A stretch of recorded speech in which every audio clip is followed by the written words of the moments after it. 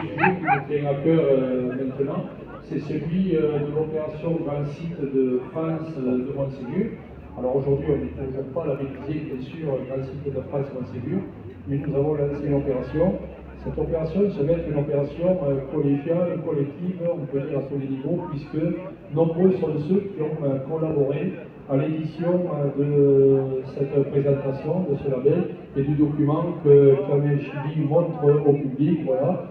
Il est volumineux, il est conséquent et il y a eu dernièrement donc, la première commission au niveau du département de l'Ariège qui a eu lieu et nous nous sommes laissés dire qu'il avait été validé à l'unanimité, ce qui est quand même, je ne vais pas dire un exploit, mais qui est le résultat d'un travail extrêmement important, on va dire au niveau de ce que nous avons fait, et surtout l'équipe technique autour de Benoît, Marine, Tréfine, Céline et toute l'équipe qui aujourd'hui ont travaillé à ces documents. Cela représente beaucoup d'années de travail et je crois qu'on peut se féliciter de cette volonté qu'il y a eu. On a pris du retard certainement, aujourd'hui on a tout rattrapé et on fait en sorte d'aller de l'avant et de montrer que ce territoire méritait bien au travers du grand site donc, de Montségur d'être par nous. Et je remercie donc Geneviève également, elle a disparu. Non, elle est complètement, je l'avais pas vu. Geneviève, lui, donc fière représentante de la commune de Montségur, qui nous suit partout, sur tous les grands sites de France, à toutes les réunions. On veut la remercier donc de nous accompagner parce que c'est un élément important de la vie locale. N'oublions pas qu'on a toujours dit que les grands sites de France, Montségur, c'était le phare du territoire. Alors, au fur et à mesure que je parle, je vois que j'ai oublié. Donc, je remercie M. Stéphane Bourdon d'être là, parce qu'il représente mon collègue donc, Florent Poli, qui n'a pu venir aujourd'hui, mais encore une fois, au niveau de la nouvelle SPL, le tourisme entre Mirepoix et le Pays d'Aulne, nous fusionnons très très bien. Et je ne voudrais pas oublier non plus ceux qui, jusqu'à présent, avaient réussi à faire en sorte que ce développement du tourisme, avec Sylvain Salamero, qui en est le président, nous puissions, je vois qu'il arrive, il n'est plus à la conférence sur la bière. Voilà, il arrive, donc avec Sylvain Salamero, nous avons ils ont fait du bon travail, l'ensemble des professionnels du tourisme. Donc de ce côté, on est assez fiers. Rien ne changera dans le système donc, de fonctionnement qu'il a eu entre nous.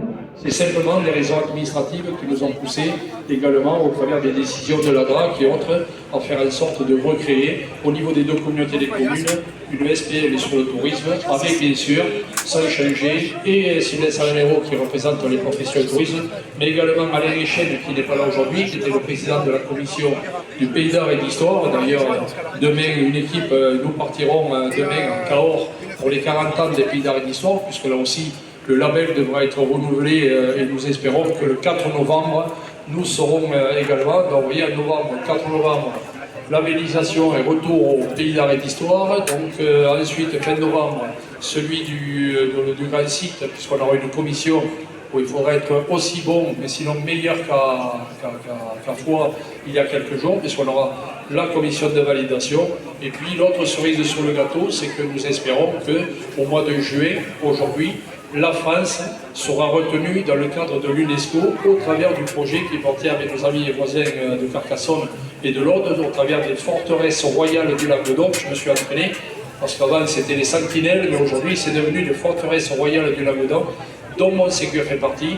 Et on remercie bien sûr le département de l'Aude de nous y avoir intégrés. Il aurait été difficile de faire autrement, parce que Montségur reste quand même Montségur, un haut lieu du territoire. Et comme dans l'OGS, nous avons intégré la commune de Comus, également qui est dans l'Aude, donc un très très bon partenariat entre ces différents départements. En tout cas, je voudrais remercier l'ensemble des partenaires qui sont ici, les services en préfecture, notamment M. le préfet et Mme la sous-préfète, qui, depuis qu'il est arrivé, n'a pas hésité à mouiller le maillot, on va dire, de ce projet, comme le font nos parlementaires, députés et sénateurs, et l'ensemble des élus de ce territoire. En tout cas, pour nous, c'est une fierté qui est vraiment, je le redis, collégiale, et on ne peut rien enlever aux uns ni aux autres, on doit tout donner aux uns et aux autres. Voilà. Donc c'est important, et aujourd'hui, cette journée est un élément important, puisque, je le redis, le dossier aujourd'hui est prêt à partir donc au ministère de l'Environnement pour qu'on puisse obtenir ce label, et surtout la réunion de la présentation. Bien sûr, si les élus n'avaient pas, dans leur grande majorité, validé ce projet, on n'en serait pas là non plus. Aussi, je les remercie de leur implication pour avoir donné les feux verts à l'ensemble de ce projet, qui n'est pas neutre pour nos finances, mais qui quand même est important pour l'économie locale, pour nos concitoyens et pour tout ce qu'on peut espérer au travers de tout cela. Je n'oublie pas pour autant l'histoire industrielle qui a été la nôtre, puisque l'OGS, c'est aussi se rappeler, c'est garder la mémoire de tous ces lieux qui sont emblématiques. Et vous avez à côté des endroits où on voit quelques photos de Montségur. N'hésitez pas à aller les rencontrer, vous verrez que le travail qui a été fait, c'est un travail tout à fait remarquable. Voilà, moi je ne veux pas être plus long, il y aurait beaucoup de choses à dire. Benoît me regarde en souriant. C'est vrai que la dernière fois, j'avais quand même les jetons quand il a fallu. Pourtant, j'ai dit bon, on m'a dit, mais j'ai quand même un entretien de 20-25 minutes devant une vingtaine de personnes, sans essayer de se tromper, avec des gens venus d'horizons différents. Voilà, les chasseurs, les écolos et tout ça. Et moi j'étais satisfait, j'ai eu une boîte d'émotion quand on a assisté à des prises de parole des uns et des autres pour montrer que notre projet est un projet vertueux, qu'il avait beaucoup de travail pour réussir ce qu'on est en train d'engager. Et quand on a la chance d'avoir un projet comme ça à l'unanimité, je crois que c'est quelque chose qui doit être reconnu, qui est reconnu déjà à l'extérieur, et il faut qu'il soit reconnu sur ce territoire. Voilà un petit peu ce que je veux dire. Vous voyez le dossier qui a été présenté, c'est un dossier conséquent. Vous imaginez un dossier comme ça, traduit en 25 minutes, me l'a tenu, j'ai fait 30 minutes, mais on va revenir. Voilà, mais en attendant, c'est quand même quelque chose d'important. Maintenant, il reste plus qu'à attendre les concrétisations. Et voilà. Et aujourd'hui, cette fête sous le soleil, qui était programmée aussi, je le dis, parce qu'on ne fait que les choses bien sur ce territoire, voilà, vous permet de pouvoir faire en sorte de découvrir aussi les producteurs qui sont tout autour de nous, les personnes qui y sont, et certes les techniciens qui sont de l'ONF, la réserve naturelle, j'oublie tout un tas d'autres personnes, enfin, qui sont remerciés, parce que ça aussi on le leur doit.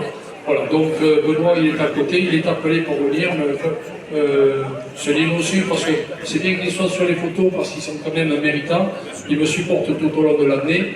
Et ça, c'est déjà un exercice relativement difficile. Tréfine, elle court partout, donc c'est difficile de l'arrêter. En tout cas, merci à Tréfine pour l'organisation de cette manifestation. Voilà, comme d'autres personnes vont parler après moi, je ne vais pas en dire plus, même si je pense que j'avais dit pas mal. Merci à tout le monde, merci d'être venu pour faire de cet événement un événement qui marquera l'histoire de ce territoire, qui marquera l'histoire également donc, du pays de Mirepoix. Et c'est pour ça que j'ai mis aujourd'hui, malgré attendre une costume, ça peut faire déplacer, mais pour montrer que le pays des Pérignatars reste dans les développements du tourisme, à mon avis, la seule entité qui doit nous permettre de continuer à faire valoir les qualités que l'on a sur notre territoire. L'OGS, et je terminerai là-dessus, c'est quoi? C'est le projet qui va démarrer dès la fin de la saison sur le parking, l'aménagement du parking de Montségur. En suivant, on aura aménagé le parking de Fontestor également, qui est un site qui est dans le cadre, c'est la deuxième, une porte d'entrée, mais également le futur grand site, la maison du grand site qui sera construite à Montferrier et qui donnera toute sa vitalité, son dynamisme à l'ensemble de ce territoire avec des projets qui seront portés aussi par nos amis de Mirepoix sur les SIAP et autres. Comme ça, on aura l'occasion de la reprendre. Voilà, c'est un territoire qui bouge, qui se réindustrialise, disons-le aussi, c'est l'occasion, et là également, l'effort qui est fait par les services d'État, les services départementaux, la région, nous permettent aujourd'hui de revoir une nouvelle dynamique économique sur ce territoire. Et donc, la dynamique économique, c'est le social, c'est l'humain, et ça, on ne veut pas le voir disparaître. En tout cas, on est sur le chemin. Voilà, donc je vais donner la parole aux différents intervenants. Donc, mon homologue, c'est Stéphane, 30 secondes. Moi, j'ai droit à 10 minutes, pas 30 secondes. Alors, je plaisante. Voilà, puisqu'il représente Florent Poli, parce que je me trompe chaque fois. J'ai tendance à s'appeler Florent Poli.